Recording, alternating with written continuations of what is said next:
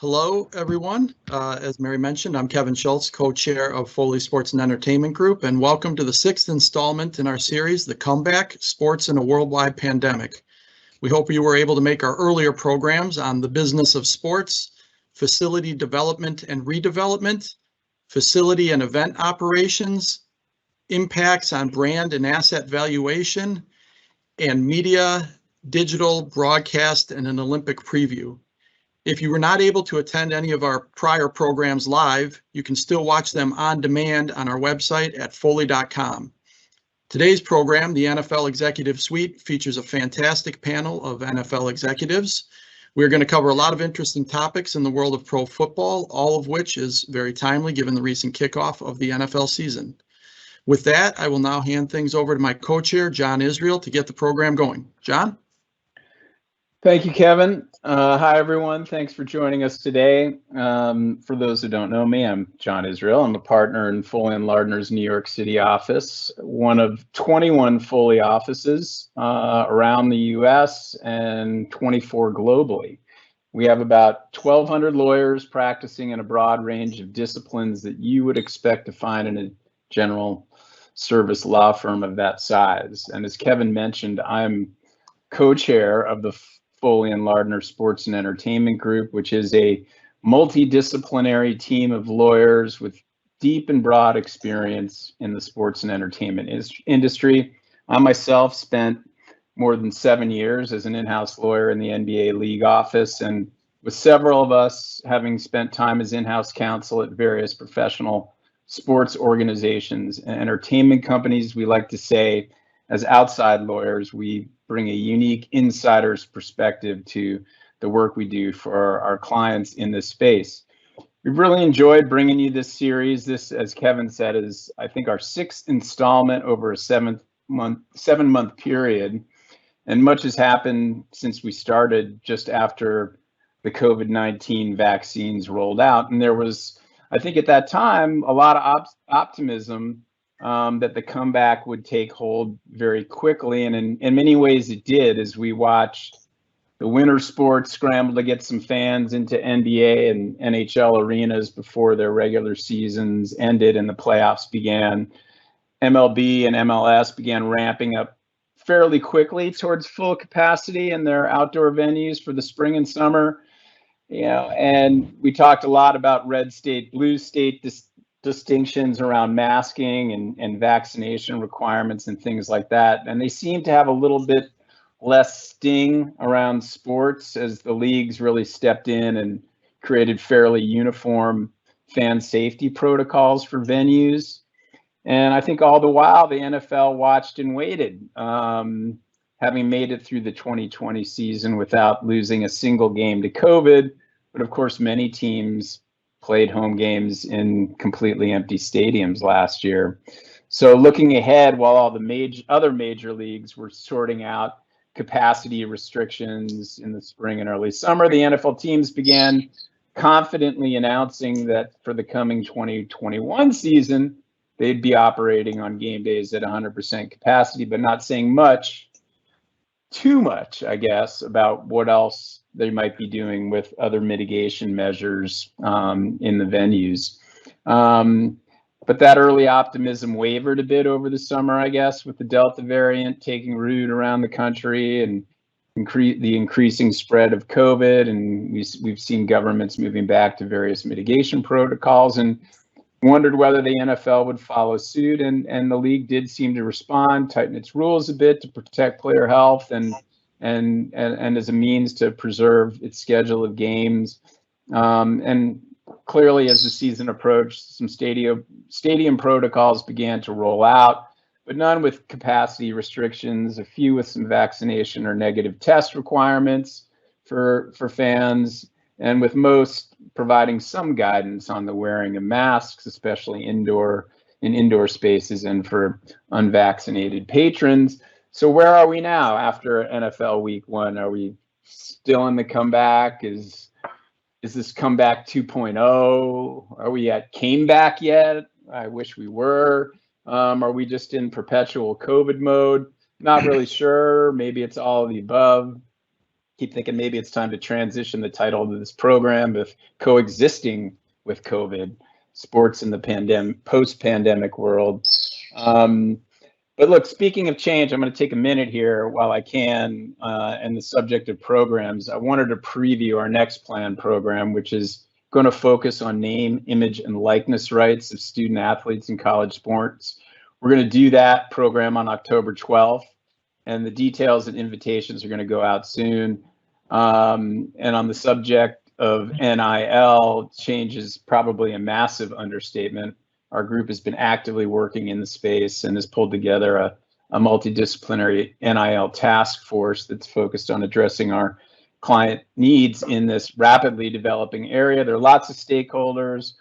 They need lots of help, from schools to students to agents to sponsors, and we're on it. We're not only working on live issues, we're putting out materials and thought leadership, including a nationwide state nil log tracker, which is a one-stop resource for all the various and conflicting state nil laws that are wreaking havoc across the college sports landscape. And you can learn more about the NIL task force and our tracker at Foley.com, and maybe our crew here can put up the relevant links in the chat box as we go along.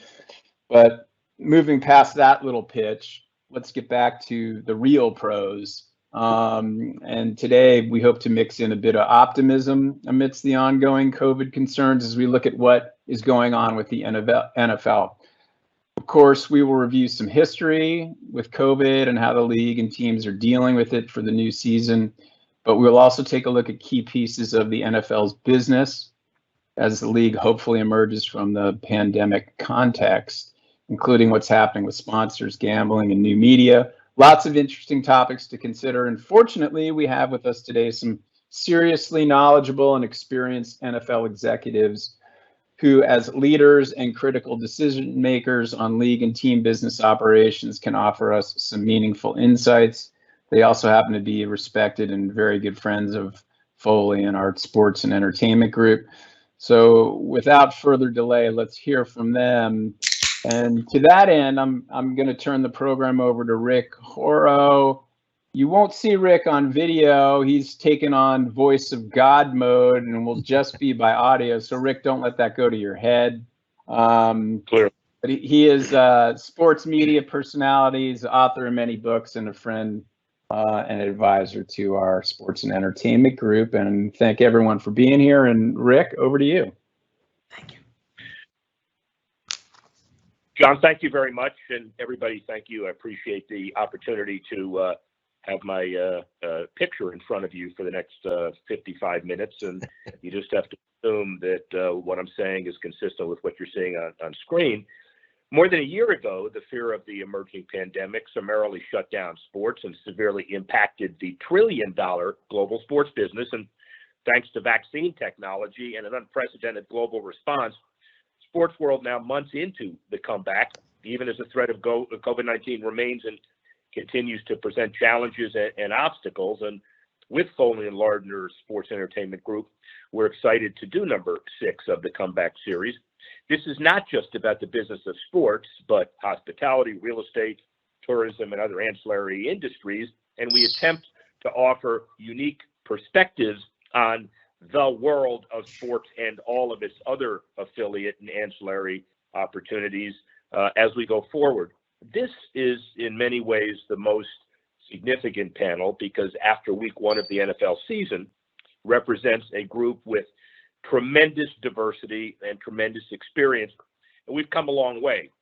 Imagine me right now holding up the Super Bowl 1968 program that I'm old enough to have in my collection because I was there. It's not called the Super Bowl, remember, it was the World Championship AFL-NFL game in Miami between the Raiders and the Packers. And the face of the program, it would cost you $1. The face of the ticket, it would cost you $12.50. The ads for the game, simultaneously telecast on CBS and NBC, $40,000. And the merger of the AFL and NFL shortly thereafter provided a significant problem/solution for those longtime franchises who had a basis of about $5,000. That's for the tax lawyers. But after COVID, we understand that according to Forbes or Sportico or whoever you want to read, about $3.5 billion is the average value of a team, up 14% from last year. Nobody really says that's the right number. These are just magazine characterizations, but it does give you an idea of what the NFL has done. $115 billion in media rights signed last March, even though COVID might have tamped down any other business, an 82% annual increase. And the $5 billion 30-second ads, and Fox is now selling Super Bowl ads for 2022, we're told, at $6 billion, $6.5 billion for Fox's speculations, as compared to, remember, 40,000. Anyway, we're moving in the right direction with the right people to talk about a whole lot of these kinds of things.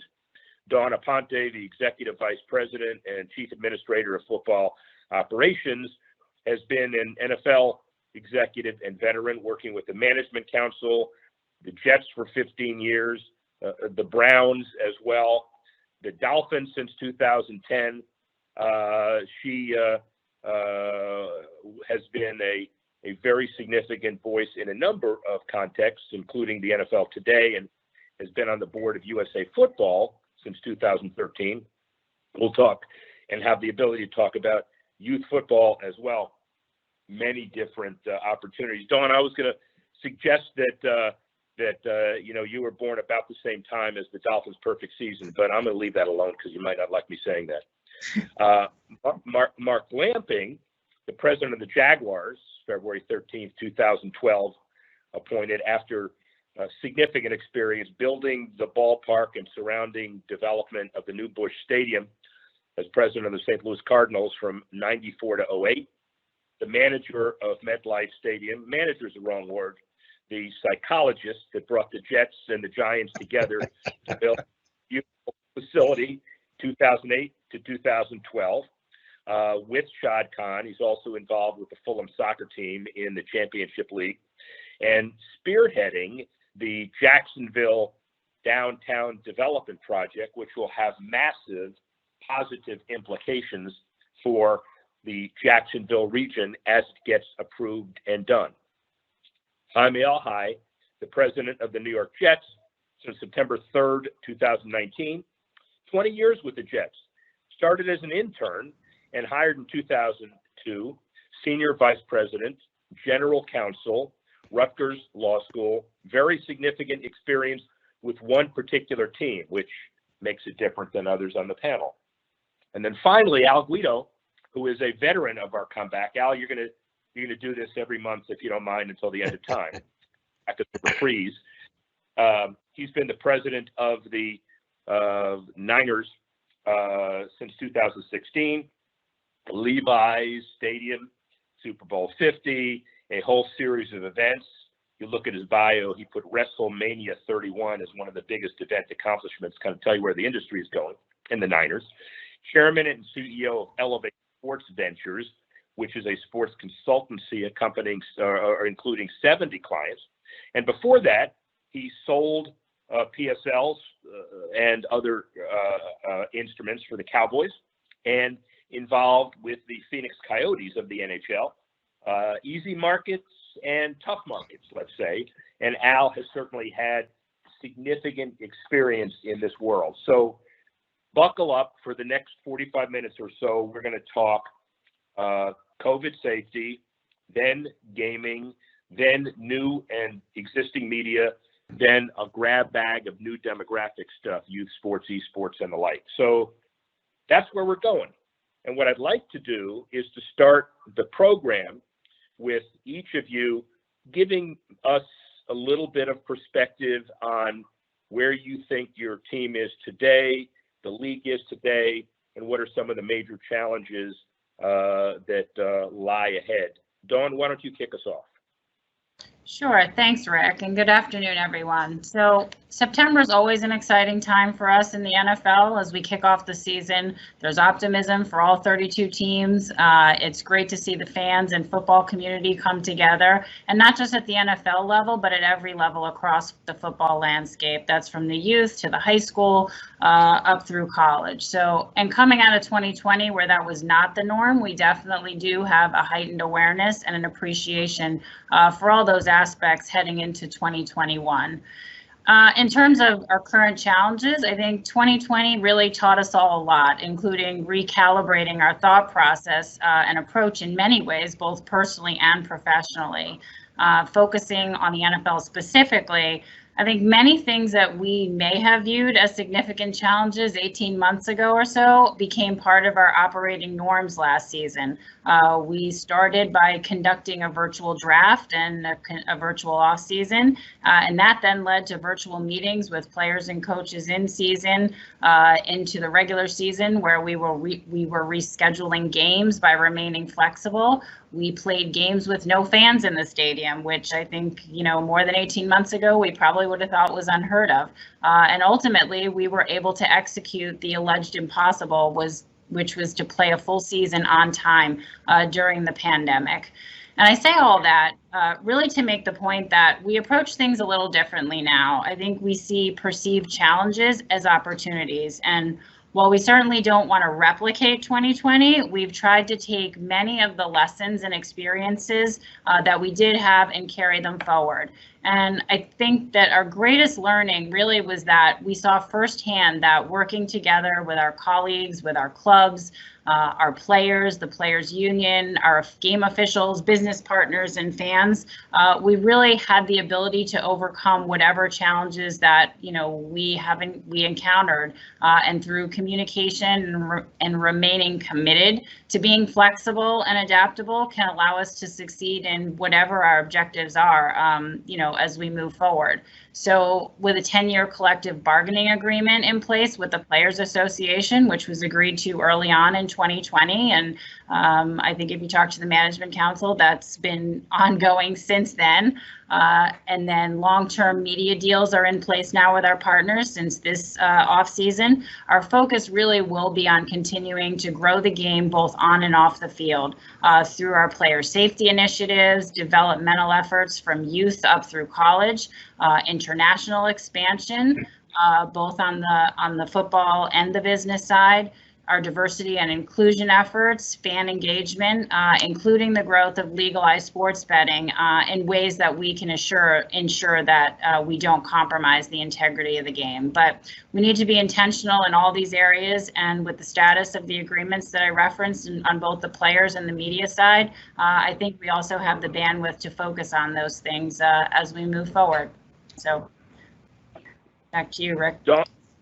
Dawn, 28, 32-hour-a-day job, and it only gets bigger and it only gets more expensive. So couldn't have been entrusted to a more diverse and qualified individual. Thank you very much for that. Mark, you're filled with international issues. You're filled with Florida.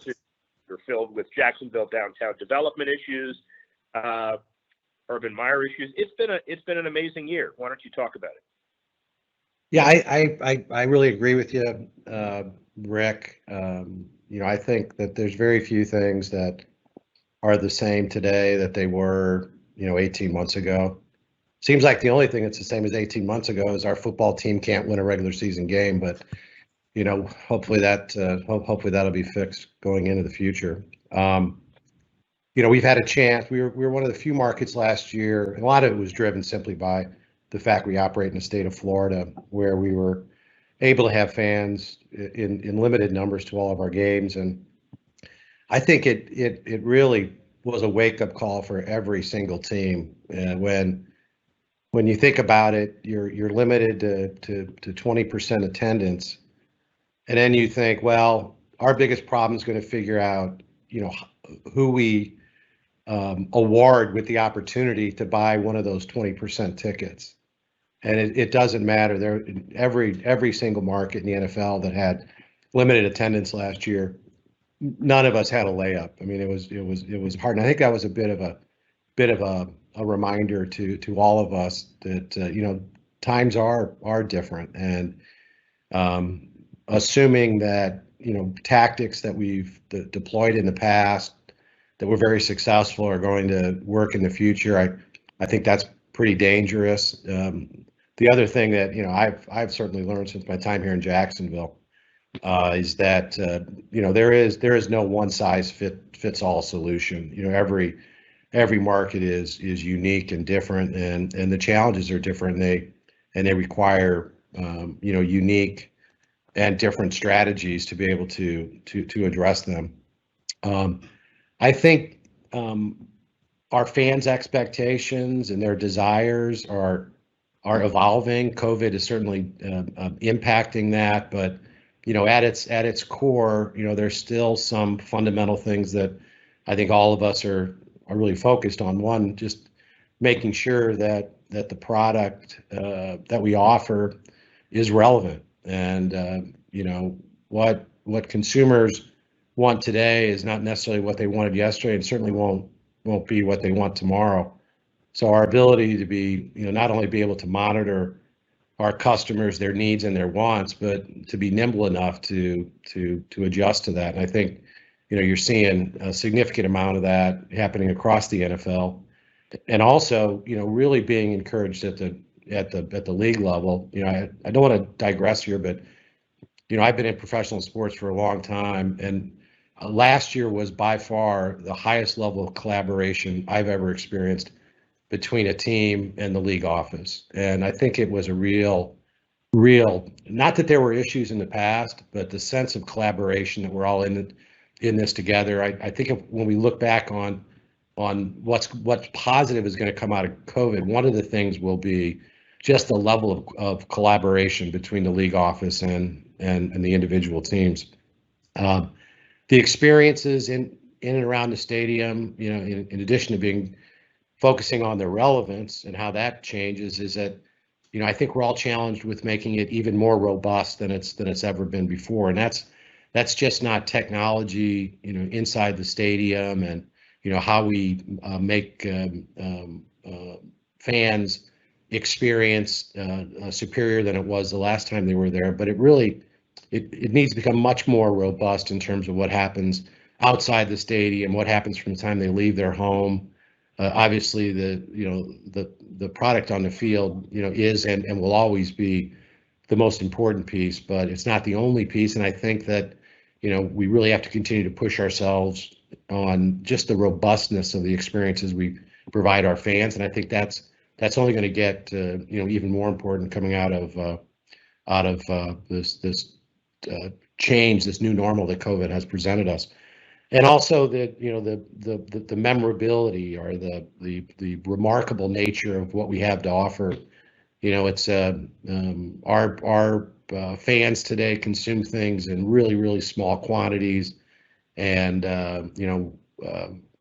they don't hold on to Super Bowl programs from 1968, and they don't cherish a game ticket. In fact, today they don't even get a game ticket today. And those things are what's important at one moment. 45 seconds later, the time has passed. So I think there's been a real big change in terms of how we approach fans across the entire league. And I think the league, again, thanks to the leadership at the league office, the collaboration between the teams in the league, and just the reality. And I know Bob Dupoy is on here today, and Bob and I have a long shared history in baseball.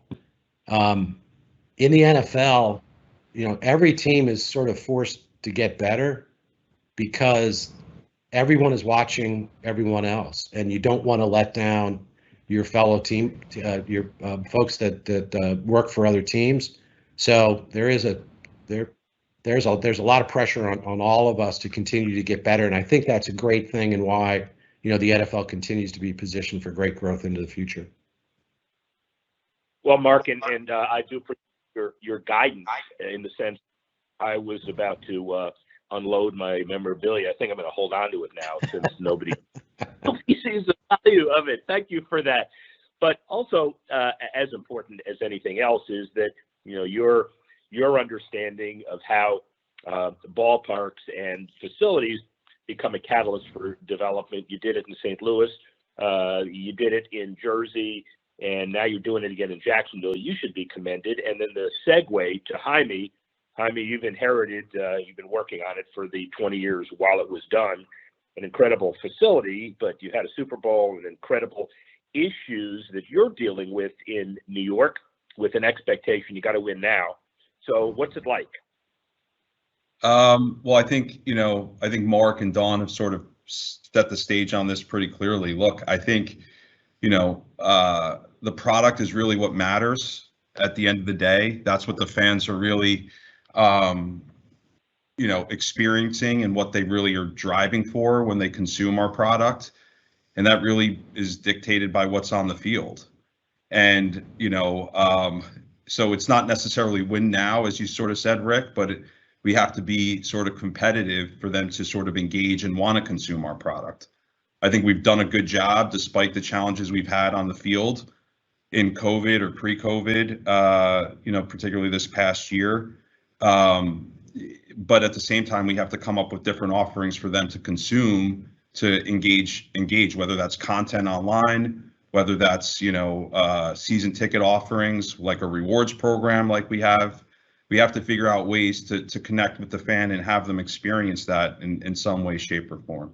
So from that perspective, is it winning now on the field? There's always that challenge, but we have to win every day with our fan base, because particularly in our market, where they have so many entertainment choices and so many sports teams to choose from, we're in that battle all the time. And as Mark and everybody knows, you know, we have an in-market competitor, right, that a lot of clubs do not have. So, you know, those things pose real challenges for us in terms of how to get new fans, how to engage fans, how to get fans to come out to the stadium. And that experience really matters. You know, how does that experience translate from a given fan leaving their home to driving or taking mass transit, parking the car, the experience coming in, you know, food offerings, you know, the video boards, everything that you could possibly think of matters. And those are the things that we think about on a regular basis. And then you sort of add in this dynamic of being in COVID, in a COVID world, and what that experience is like. We have our first home game this weekend. So it'll be interesting to see how people feel, and do they feel safe? Have we put in enough protocols to provide that safety for them to feel like coming out to MetLife Stadium is as it was in 2019 and before? And thankfully, I think the league office has done an excellent job, as Mark sort of alluded to, in working with the clubs to make sure that we are doing that and making sure our fans have that opportunity to feel like coming to a Jaguars game, a Jets game, a 49ers game. It's going to be a good experience and a safe one. So, you know, I think the league deserves a lot of credit because they put a lot of time and effort in on how to help the clubs manage that. And as Mark alluded to, some clubs had partial fans. We were an organization and in a market that didn't have any fans. And in some level that made it easier, but it also made it, you know, more challenging on some level to make sure that when we're now in 2021, people feel comfortable coming back to understand what that's like. So I think this weekend for us, you know, for our first home game will be sort of interesting to see what that experience is like and what that feedback is like. You know, Buffalo is an example of that right now. Buffalo, you know, had, you know, didn't have, you know, as many restrictions. And, you know, as of yesterday, they've sort of announced that they were going to go to a fully vaccinated environment. So this thing is always sort of evolving and growing. And we took the position of, you know, following state and local guidance. And right now, since, you know, we're open air, we've said there's no requirements for vaccines or proof of a negative test. But, you know, as we've learned over the past 18 months, no one knows what the future sort of holds and what that could possibly, how that could possibly change, on a week-to-week basis as we play throughout the season. One comment as we segue into Al, it's clear that you don't have control over what happens on the field because someone will always win, someone will always lose, but everybody still can always have a good, safe, entertaining experience where they can come back. Having said that, we've got 3 presidents here. The teams were 1 and 2 this week, and the guy that won is next. How's that? Al, Niners president, chairman and CEO of Elevate. We talked about that before.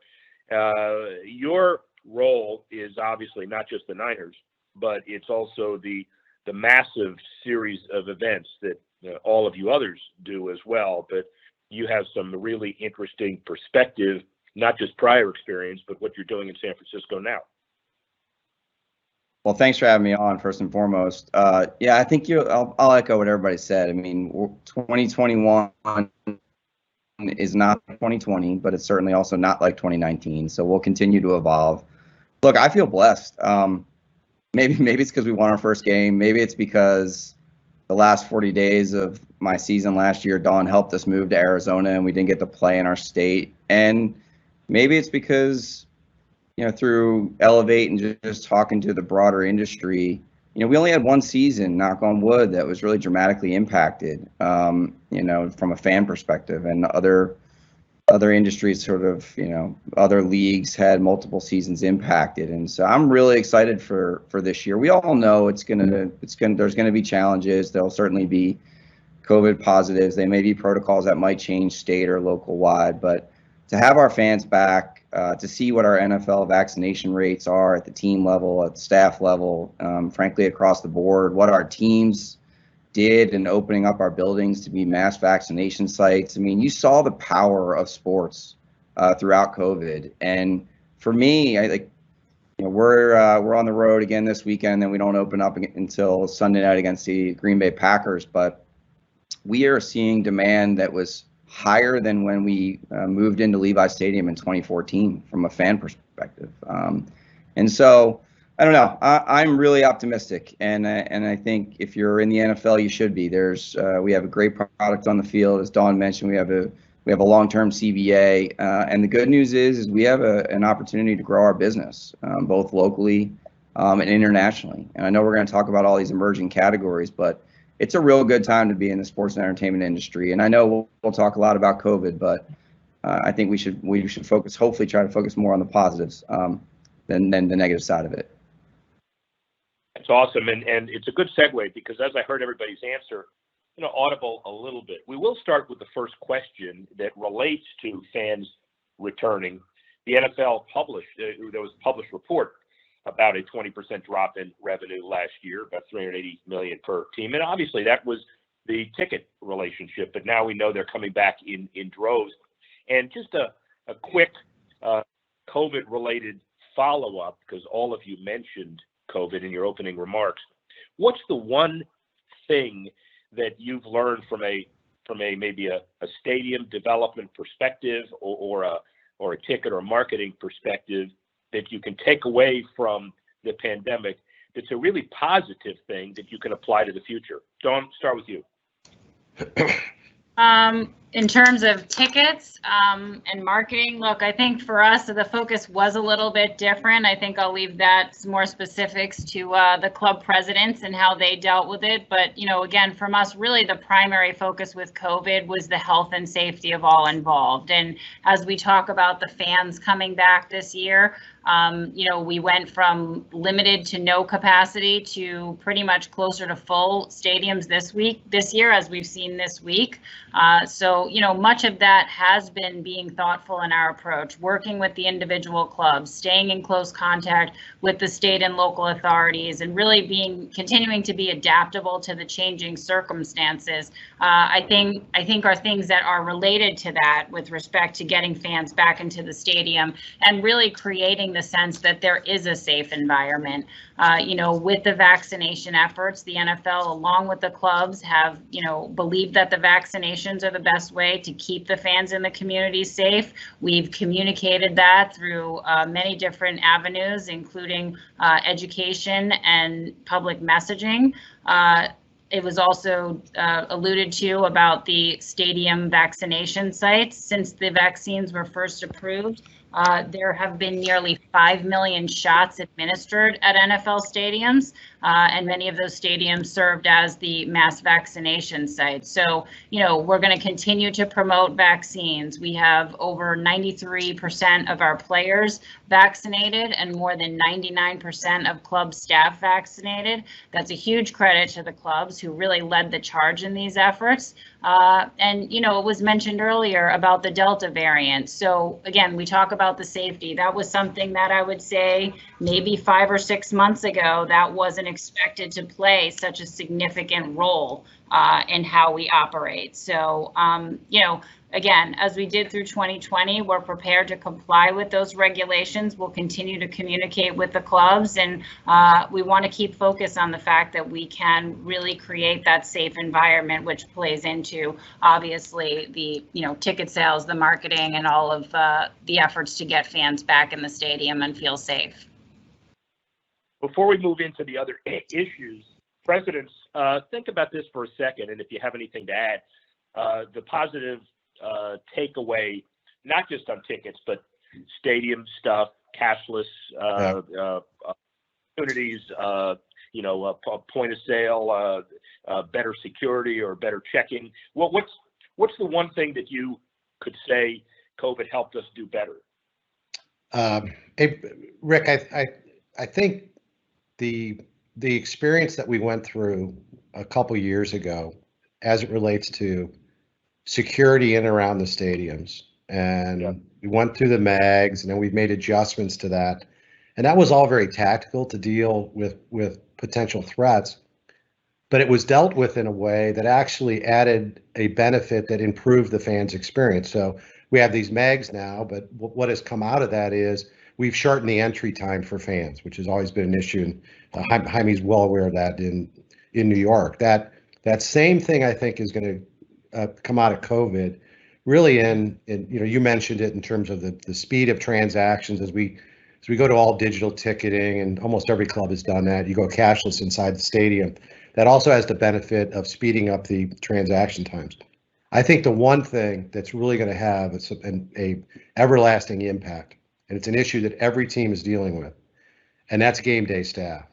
We used to always know that as long as we cast our net wide enough, we'd get enough people to be able to staff the stadium on game days. That is not the case right now. So what's going to come out of this? Well, game day workers are coming into a much better environment. I think we've all known the importance of game day workers, but you're seeing a lot of things that being done in terms of the quality of their work life when they come into stadiums. You're seeing changes in terms of compensation, incentives for people to show up repeatedly. And I think if we do this right, the end result of this will be a better, more motivated game day staff, which is critically important to everyone's experience. And at the end of the day, it'll also significantly benefit those people who have such an impact on our fans' experience that literally are just part-time employees, and they show up. So I think focus on game day employees. I don't think there's a team in the NFL that isn't focused on that today, making sure that we got to make sure that every concession stand is open, that we have the right amount of guest service people, the right amount of security. And it's a lot harder to do that now than it was pre-COVID. That's, of course, incredibly interesting and important perspective. Hymie, anything, one positive that's come out of the last year and a half? Yeah, I think Mark and Dawn have sort of nailed it there.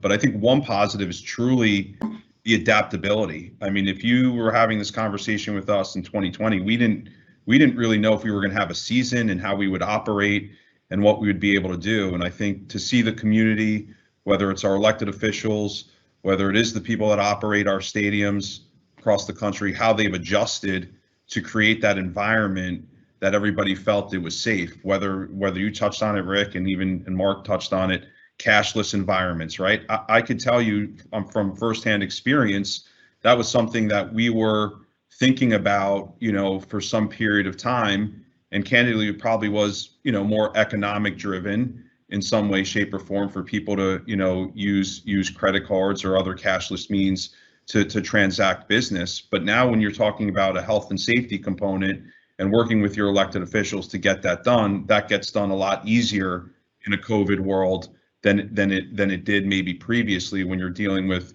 the political process. So I think from that perspective, you really saw people try to get together and create the best environment possible for our fans. And I think that has a halo effect as we continue to operate our stadiums. What is going to be the best way to keep people safe, healthy, and deal with those types of things that were probably not necessarily talked about in the past, right? You might say you're going to have a digital ticket for data purposes, so we all know who our fans are coming into the building, and I think that's obviously a huge benefit for clubs. But now in an environment where people are sensitive about being in close proximity to people and what we're dealing with, I think there's an added benefit to that too. So I think there's a positive aspect to all of this from an experience standpoint, but at the end of the day, to me, it is just the adaptability of people trying to figure out a difficult situation, coming up with the best solution possible for people to get back to normal on some level. Clearly agreed with everybody else. Al, put a bow on it for us. Yeah, I would say the acceleration of mobile adoption in education. I think I talked about this the last go around, sort of the law of diffusion of innovation. Everybody moved up a couple. So whoever was in the laggards, you had no choice. You had to move up. And so I think with that comes more data, more opportunities to provide content to your fans in ways that they have them. And so I think it was a huge advantage. And I said it before, outside of health and safety, I'm not sure much changed. I think everything accelerated, and technology and mobile adoption was off the charts. That's topic number one. Put a bow on it as best we can. Clearly important in the future. Let's talk about gaming for a minute. In the leather helmet days, when I was tasked by Tagliabue to help put public-private partnerships together in stadiums, I was told unequivocally, don't touch Indian gaming, don't touch casino sponsorship, don't touch anything that smacks of gambling revenue. That is completely and irrevocably off the table. Well, changed a little bit. FanDuel, DraftKings, Caesars, all of the deals you've got. So, Dawn, I guess I could ask you to point out the epiphany moment where the NFL realized this is not only going to happen, but it's going to happen in NFL style, which is grab as many things you can, generate significant dollars, and make it easy for everybody. So give us a history lesson. Sure, and I do go way back in the times that you're talking about, Rick. So that I'm very familiar with that being more taboo than not. So really, as has always been the case, our primary focus has been on the integrity of the game and will continue to be, and really ensuring what fans are seeing on the field is the result of pure competition and not in any way tainted.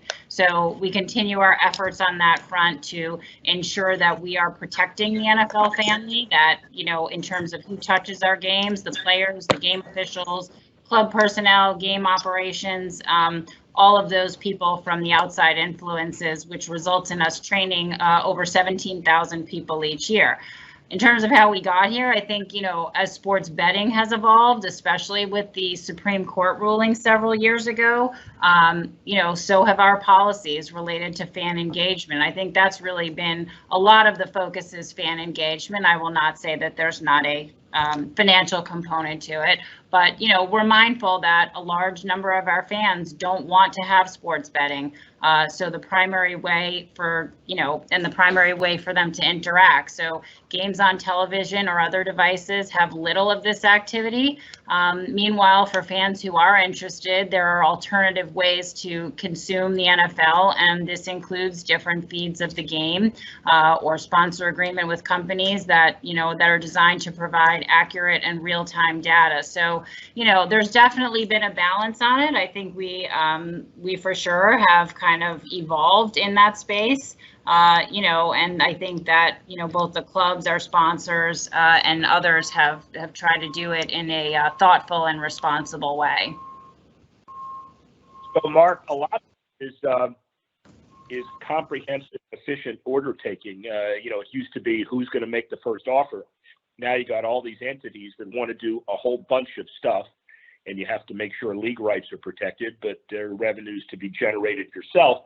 How do you balance the desire to be careful against the desire to grab as much of this gaming opportunity as you can? Well, Don hit the nail on the head right off the bat. First and foremost, you have to deal with the integrity issue. And again, this isn't supposed to be a get together to say what a great job the league office has done, but they've really nailed the integrity part of it. And so if you can set that aside, then you get into, what is the best way to make sure that, your fans benefit from it. We know there's going to be increased engagement, at least amongst a sizable portion. The same impact we had with fantasy football. I don't think we all realized that until after the fact, that fantasy football had a big impact in terms of engagement with the game itself. It's amazing if you look across the league. If legalized sports betting is legal in your state, you've got a lot of people that are interested in talking to you. And if you don't, you work really hard at trying to sell a destination or an entertainment package or, maybe an online gaming program, but it's really difficult to make substantial progress commercially if legalized sports betting isn't acceptable in your state.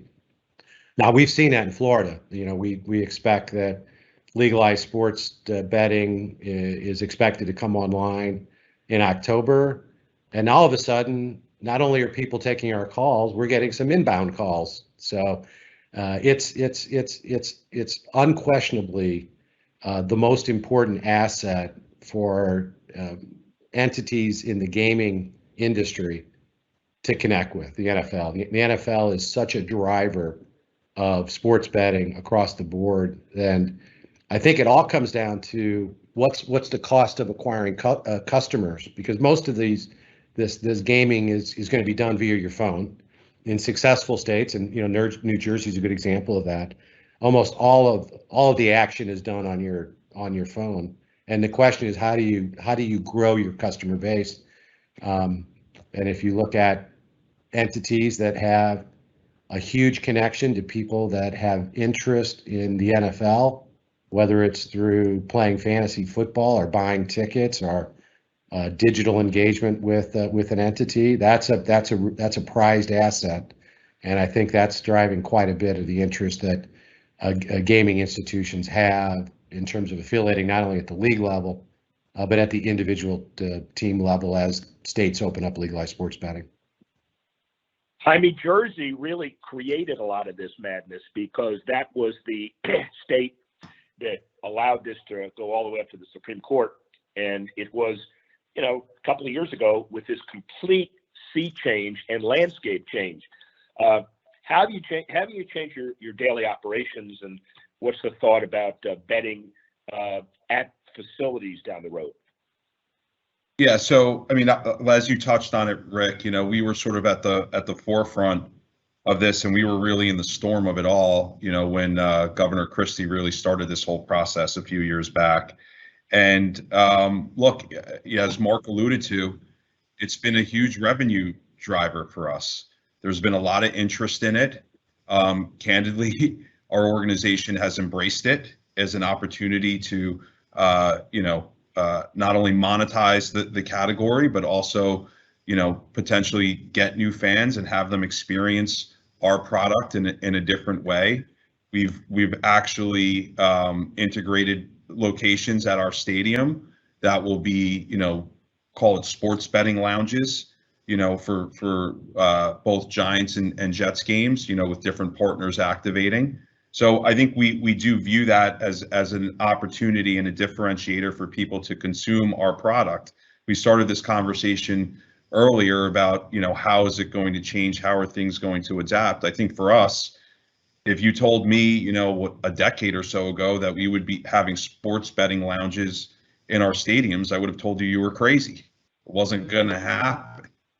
And here we are today dealing with that in a real tangible way. And I think part of it is the market isn't necessarily mature at this point. We've seen this in other emerging categories where people are trying to get in and benefit from the halo of the NFL, but there also is an education process for them too, right? Casinos are used to generally operating with their regulations, but they kind of can do whatever they want. And we don't really operate that way. We have to comply with league rules. We have to comply with our local guidelines, and not everything's the same.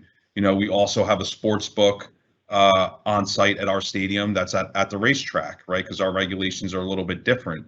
So there's a lot of things moving all at the same time, and all these people are kind of competing with each other. But the interesting thing that you learn from, the sports betting operators, they kind of don't mind coexisting with each other too, right? I think they really figured out a way to exist in one way, shape, or form with each other, and they look at it as a point of entry. I think one interesting thing that we've learned throughout this process is for the operators, they view sports betting as sort of, the gateway into their database and into the ability for them to play other online games or getting into actual going to brick and mortar casinos. So, sports betting is not a high profit business for the operators, but it's an easy way to get people in, and then them potentially engaging with them in iGaming and other types of opportunities. So look, we've embraced it. We think it's a good fan engagement perspective. It helps us, potentially, target a different fan base, but also creating a different experience within the stadium.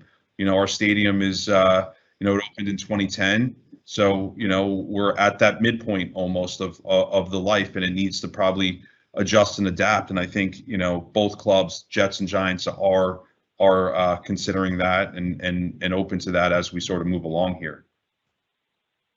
Al, a gambling audible question, but you're a veteran of this panel, so you can handle it. Project ahead 5 years from now. What does the business look like, gaming and the NFL?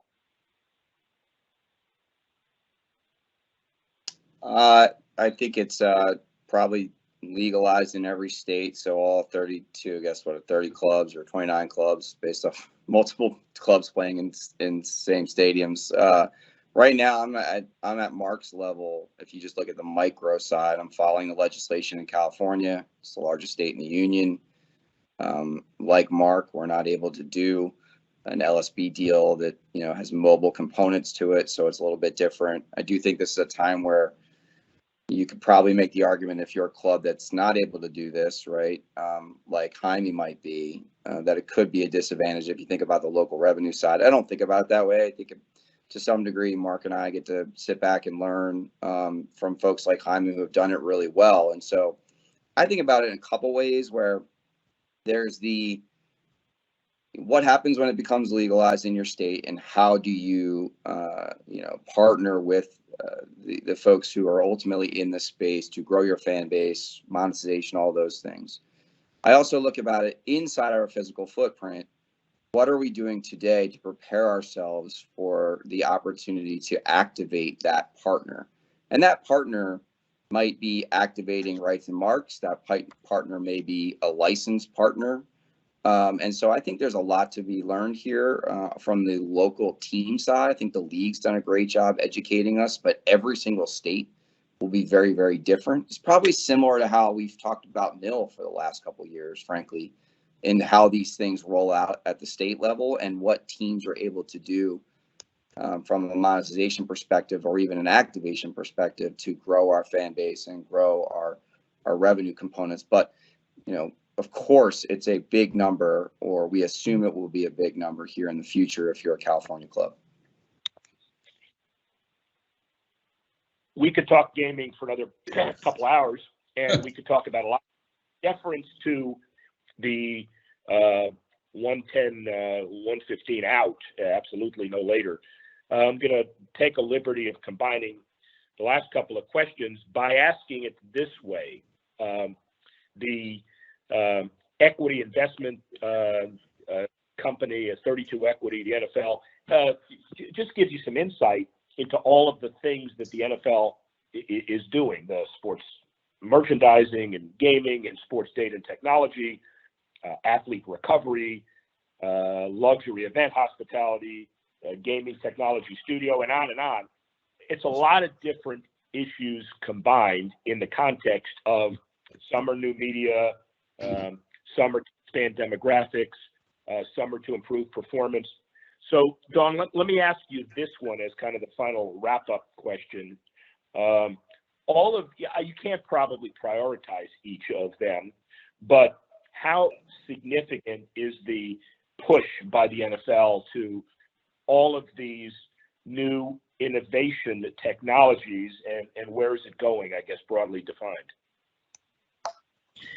Yeah, I mean, look, there is a significant focus on new media and technology, and it was, talked about, and it has a lot to do with the fan engagement and really identifying ways in which we can continue to grow the game, both on the field as well as through the media and other avenues. So, we do have a constant focus on fans and the game presentation. The media strategy is a core element, and we try to differentiate the live game experiences and how it is consumed. So things such as the Twitch generation is not going to be the one sitting in front of the television watching the free-to-air national broadcast. And we have offered streaming through the mobile phones. We've had that for years now. We've launched the Thursday Night Football with Amazon and now partnered with them long term. And then we've tried to get into alternative broadcast, things such as Nickelodeon,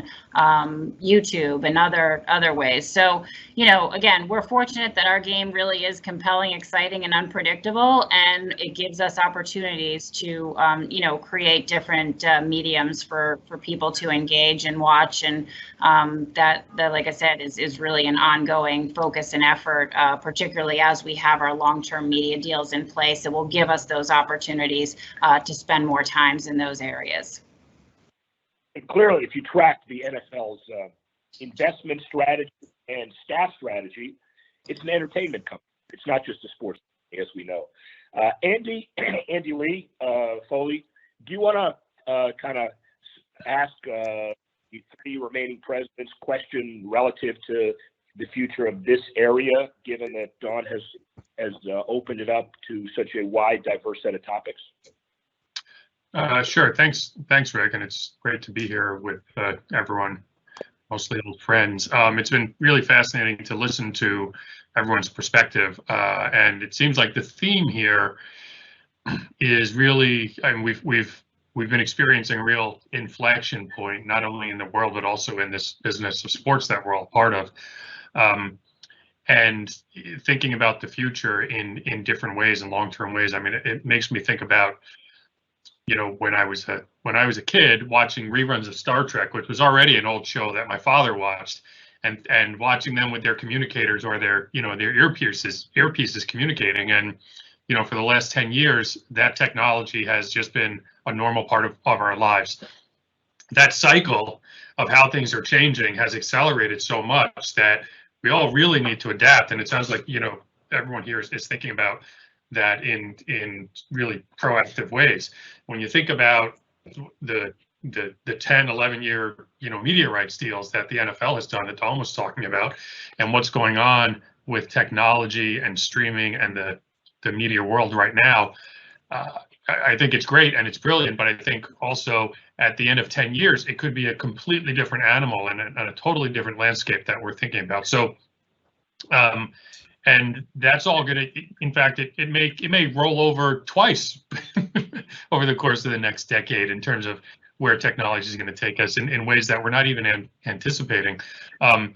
So I guess, you know, I've found that really useful to put it all in context for all of you presidents here. But I guess in terms of a question, I would just see what your reaction is to that in the bigger picture. Like, I think that all of these things could come together, whether it's, you know, the media rights, the gambling, and the fan engagement.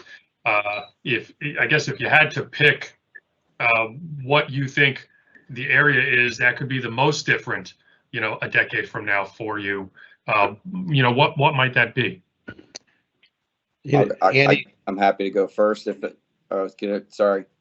go Andy, ahead. yeah. I call me between my last name being from Jersey, the pizza slice guy. I'll give you a reference. Like, it's our job to grow the pie.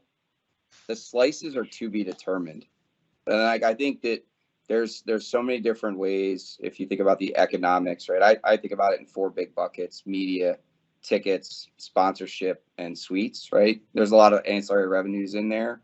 Those will all change, not 10 years from now, 3 years from now. I mean, what blockchain might do to ticketing, what NFTs have become, what crypto now is a category, right? I think it's almost impossible to say what a crystal ball looks like 10 years from now.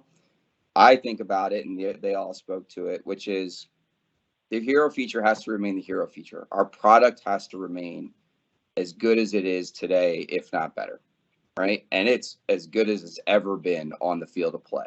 And if that is the case, and if all of us as operators are doing our jobs to try to make the fan experience great, there'll be plenty of interest from whoever it is that wants to be affiliated with the National Football League. And so media is probably the biggest one that might ultimately change. But I think we can see that crystal ball a little bit better than we might otherwise see other emerging technologies around our sports. You know, Al, I guess, Mark? yeah. I guess you know, one thing I would add to that, and couldn't agree more, and that is that no one can predict the future with certainty. But I think at the end of the day, technology is going to go where your customers lead you, and so those basic fundamentals of ensuring that we understand consumer wants and needs and understand the trends, and most importantly, be nimble and responsive to those constantly changing wants, needs, and desires, I think is really important. And I'm really, really bullish on the future of the NFL, because if you just look at what's necessary to be able to be successful in a constantly changing environment, and if you look at the history of the last 18 months with how the league has effectively dealt with COVID and the other emerging issues, you know, I think the league is in a really good spot. We don't know where we're going to end up, but I think our best days are ahead of us. I don't think there's any question about that, and there's not a business metric related to the National Football League that wouldn't provide 100% support to that conclusion. I agree with everything Alan and Mark have said. You know, I think really it's going to be an evolution of technology, media, and how people consume the fan experience. I mean, who knows what that looks like? But I don't think with advancements in technology, is there a scenario where, you know, you could have sort of a true virtual admission ticket that somehow transplants you from home into the stadium, which isn't just watching it on TV like most people do? I don't know. I wouldn't be shocked if that ended up happening at some point in time. What that looks like, I don't know, but there's a way for people to consume those products a bit differently. We've seen the season ticket subscription concept change and evolve over the past 5 years or so. We've seen that, you know, change a bit with respect to the secondary market and how people are deciding to purchase tickets. You know, in the past, there was the full notion of wait lists, and that was the only way to go. That has clearly changed a lot. So I think the way technology and media can converge to create a different sort of fan experience where they don't have to leave their home, but they're experiencing a lot of the same things that you may have at the stadium. I could see that somehow morphing in concept, particularly as virtual reality and all these other things evolve over time. Bob Dupoy, former chief legal counsel, president, COO, Major League Baseball, partner at Foley, good friend of all of ours. Give us some last word global perspective on what you've heard. I thought this was great, and there are a couple seemingly dichotomous things that I'd like to mention. One is in the dealing with COVID and the fact that everyone is still sort of feeling their way and has to take their time with it, and yet at the same time dealing with the incredible change and pace of change, particularly in the technology area and where those two overlap. For example, with digital ticketing, for example, with cashless, as was talked about, and how, I thought Hymie was interesting talking about the difference between how Buffalo is dealing with it and how the Jets are dealing with it, even though the team's located basically in the same state, even though the Jets play in New Jersey. And so I think all of that is going to be fascinating over the next year or two as people come back to the stadia. The second is on the gambling, and two things on that. Of football, particularly NFL, has had massive success with fantasy football, and that is essentially a one-time proposition. You enter your league or your last person standing game. You make your payment. Gambling lounges much more like racetracks in the sense that there's ongoing gambling, presumably around proposition bets, and it'll be fascinating again to see how that changes and whether it's a different audience that's going to participate in that versus the traditional fantasy football players. And then the second thing, which none of the panelists talked about, was I still believe that football and basketball will do very well with the increase in gaming and gambling. Baseball and hockey, not so much. And it really comes down to an old-fashioned concept, and that is point spreads. Easy to bet football, easy to bet basketball. People understand it, even not necessarily avid fans understand it. Baseball and hockey, much more difficult in terms of gambling and betting, and they have to rely more on the proposition betting, and it'll be very interesting to see how all that works as well. So I really thought this was terrific, very informative. I learned a lot, and I thank all the panelists very much for participating. Bob, thank you very much. Really appreciate it. Mark said that the future never looked brighter for the NFL. And partially because of the situation, the fan avidity, the television deals, and the like. In large part also because of the people who participated in this panel and those like Dawn, Mark, Hymie, Al, really excited about it. Thank you very much. My dog is excited as well to buy season tickets. And so line them up. Dolphins first, Jets second. Very excited about this process. Thank you. We could have gone on all day, but we're done. Thanks again. Speak with you soon. All right. Take care. Thank you all. Thanks for having us.